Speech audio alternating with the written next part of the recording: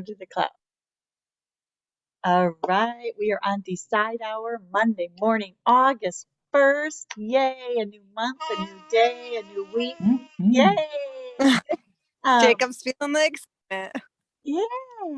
And so Becky brought up, let's talk about unity. And do you want to share a little more of the background before we dive in, since I didn't catch that on the recording yet? Yeah, last month there was discussion in the heart-to-heart call about somehow we were talking about unity, and the word really stuck out to me. And in thinking about where we could focus in the month of August as a community, that word unity really stuck out to me. So thinking about, well, what's the difference between community and unity? And there was a little bit discussion this morning that was my mom brought to the table, actually, which was we need community in order to have unity, and that, we need to have different perspectives to kind of round things out, right? If we all only thought the same thing, we wouldn't know that we have unity because we wouldn't be expressing ourselves. So it's just kind of like what I've been thinking about this morning is like, what does unity bring up for us, and how to have more discussion around, unifying. I don't know. I think it's an interesting conversation to deep dive on and think about throughout the month. Can I add something right away? Yeah. So 2 weeks ago, when I had my big meeting that I went to for my corporation, we did a training about our core values and how they play factors in who we are, and how it's so important. By the way, the book is called What the Heck is the OS, is the book that they trained on. And that is the book that really amplified me to speak up and say, I don't like what I'm doing. Like, because we went through a part where, so our core values are stewardship, hospitality, integrity, respect, and humor. And we all have those in our community at work, but we all value them in a different way and have different opinions about them. So like humor, some people think some things are extremely funny and I get offended by it, but that's on me because that's how I portray. So I need to speak up and say, hey, I don't like how that's going, and know that it's okay in a community to not always agree exactly on how things are going, as long as our core values and the direction that we're going are all the same direction, because we can all see things differently. And then the other part that they trained on was GWC. Do they get it?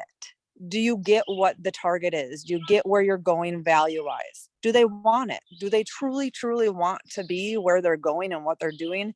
In capacity, do they fully understand what the direction is? Or are they just saying it?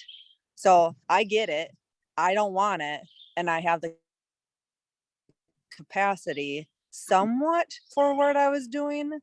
But until I have my tool belt full and all the things, I couldn't go in that direction. So I think it's kind of the same in a community with unity, like that just all really goes together. And it just reminds me that like your mom said, in order to have community, we need unity. But it's also like, in order to have a community, you have to have open communication and respect, and know that not everybody has the exact same views on things. But we can come in unity and respect each other. Yeah, I like the GWC thing. I think that says a lot about, that's, all members, do they get it and do they want it? And then capacity is different for each person. That's where the, hi, and that's where the, uniqueness comes in, right? And how you come together and you use everybody's capacity to create the community. And empowering each other to get your capacity to a higher level. Yeah. So like that's something like earlier Beck's mom was talking about, letting people help you and asking for help. Like, that's a capacity thing. Like you're growing your own capacity and your own, what's the word? Resistance. I always think of the arrow training that I did by learning to ask for help, because it helps propel you. We love it. Unity and Gosh community. darn it. I'm like just ready to go. Like You it's a whole different level of Jenna the last week and a half. Seriously, I've been waking up and I'm just like, rah, I just want to teach and do things. Becky, I'll share with you too. In church, last week and the last 2 weeks and the upcoming 2 weeks is all about community. And so those could be some great topics for the faith hour or maybe even heartbeat too, heart to Yeah. heart. So yeah, And supporting each other too in those hard times. Like that's something that I also learned is I didn't realize that a lot of people can't do that. mm, Like sometimes we have to dig deep, like and know that whatever we have to say is meant to be said. Like I got reached out to privately by two people and they're like, I can't believe that you said that. And I'm like, dude, I was eating alive and dying slowly. Like I had to speak up.